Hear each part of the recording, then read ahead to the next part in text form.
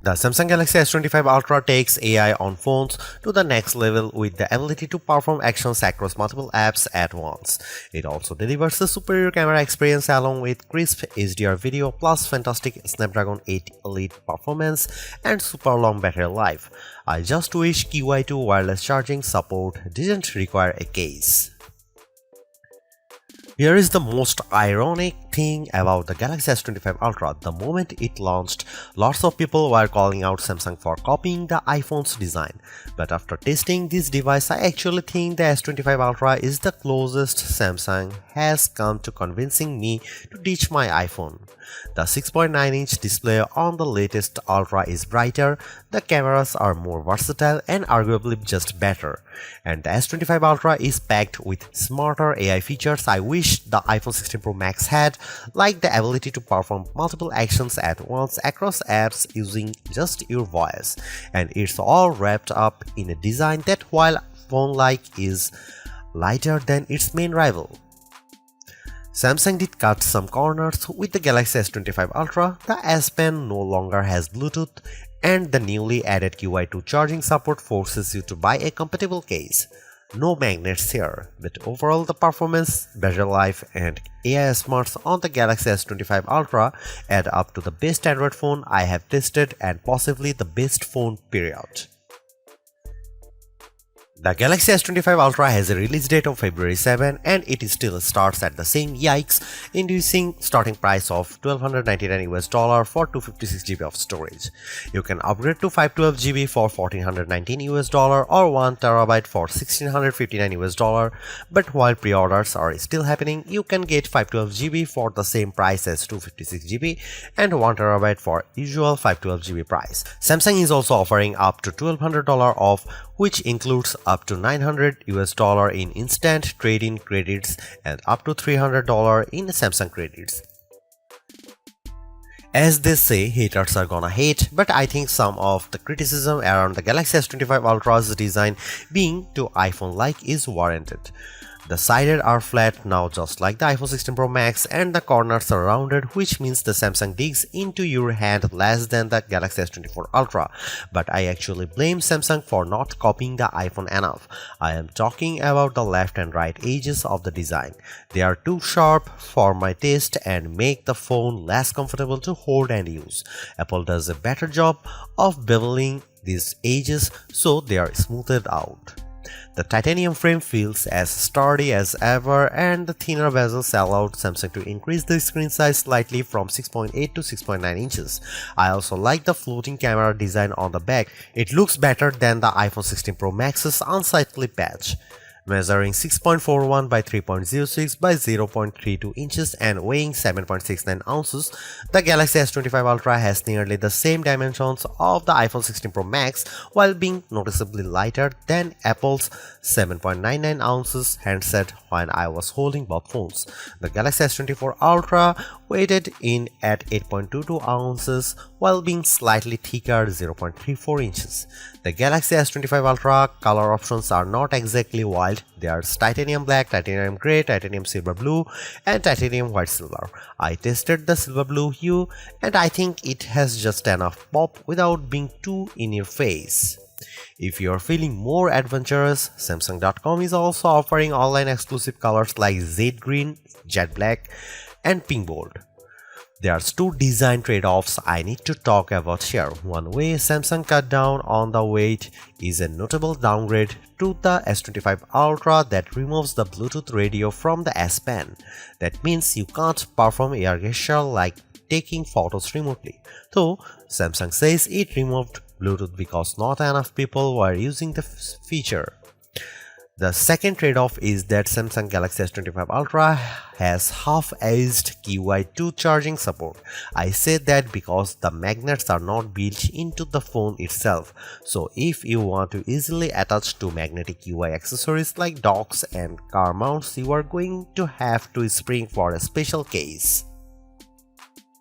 The Galaxy S25 Ultra's display is the closest to perfect we have tested yet, and that's saying something because the S24 Ultra was freaking good. The size has grown from 6.8 to 6.9 inches thanks to slimmer bezels, and that makes this an even more immersive canvas for movies, games, and more. When watching the trailer for Superman side by side with its predecessor, the Galaxy S25 Ultra's display was a bit more vivid and brighter than the S24 Ultra when viewed outdoors. I then watched the same trailer on the S25 Ultra and iPhone 16 Pro Max indoors, and I'd say they were neck and neck, with the Samsung doing slightly better in darker scenes like those with stars.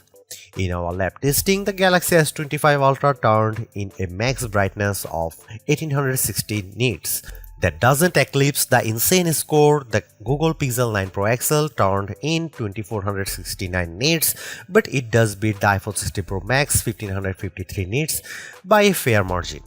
The Galaxy S25 Ultra also turned in better scores for color saturation, covering 128.1% of sRGB color gamut and 90.8% of DCI-P3 color space. The iPhone 16 Pro Max hit 114% and 80.9% respectively.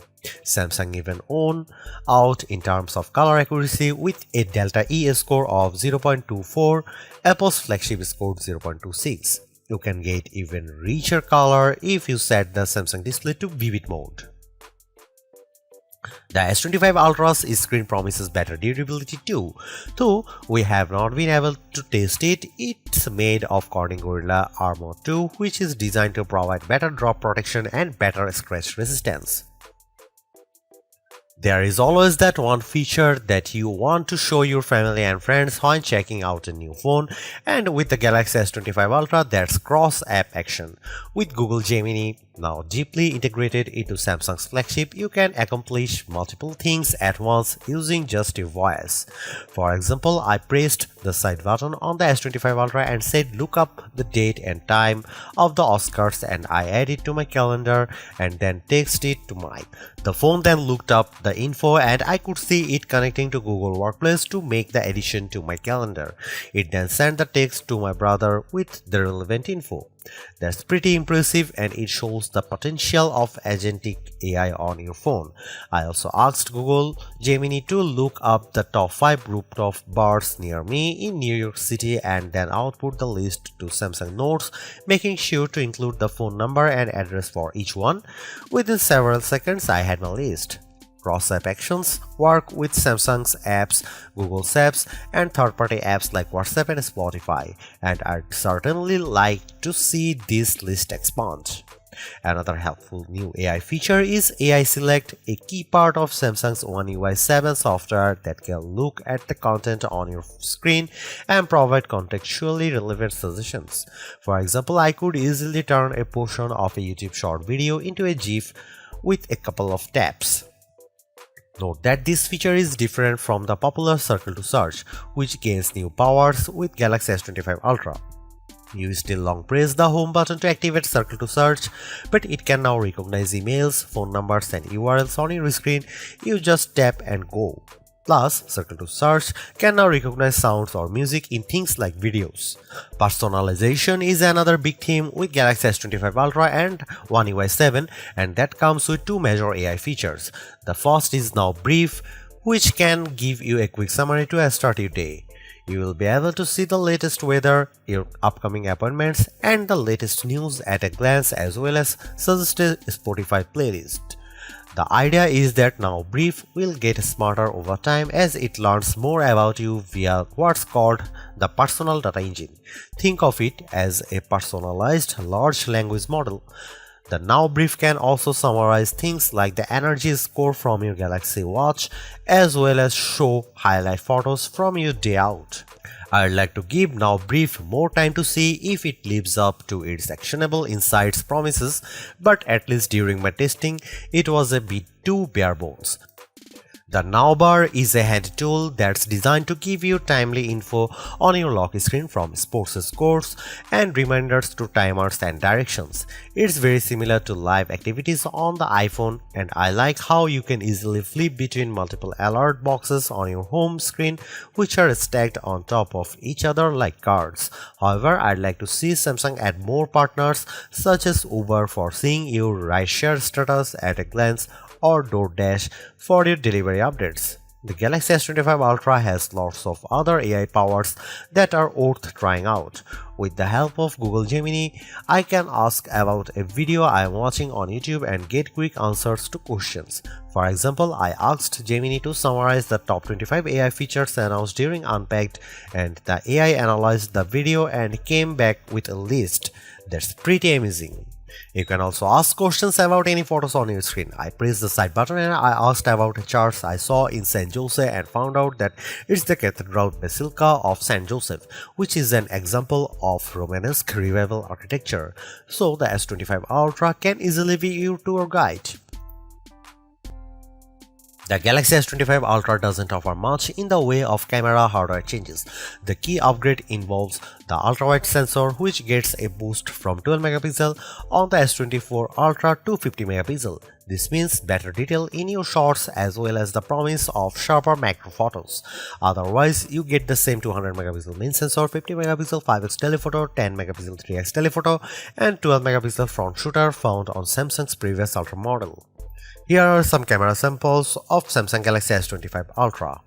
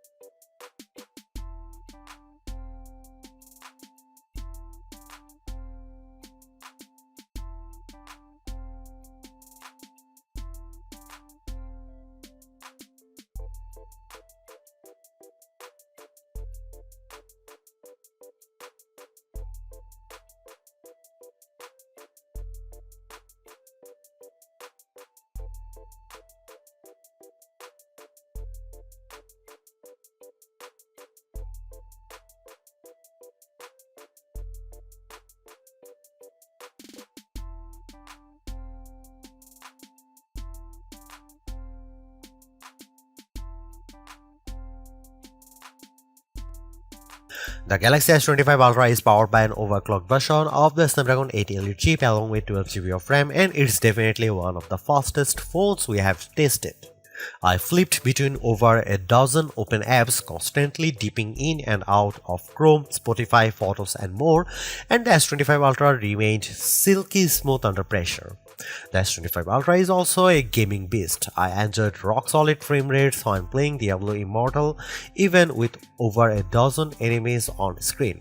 When I unleashed my undead minions on some overgrown spiders while also brandishing my treasure, the gameplay remained fluid. The S25 Ultra beat the iPhone 16 Pro Max in some key benchmarks, but not at all.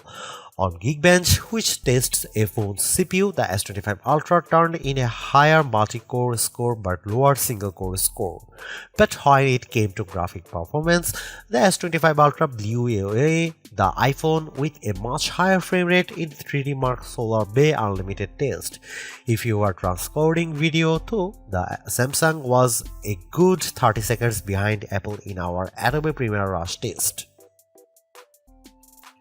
Sure, the Galaxy S25 Ultra is an iterative update, but Samsung has made big improvements where it matters most, including introducing AI features that will save you time and make your life easier. The ability to perform actions across multiple apps at once using your voice has the potential to change how we interact with our phones forever. But it's clear that Samsung needs to add more partners, both for this AI agent feature and for things like Now Bar. I am less impressed with the Now Brief, and I wish Samsung had included QI2 magnets in the phone itself so you didn't have to buy a case to connect to magnetic accessories. But overall, I really like the Galaxy S25 Ultra. Its AI smarts, vivid display, mostly top-notch cameras, super smooth performance, and long battery life add up to a very impressive flagship, so impressive that I am tempted to switch to Android myself. Thanks for watching, see you in the next one.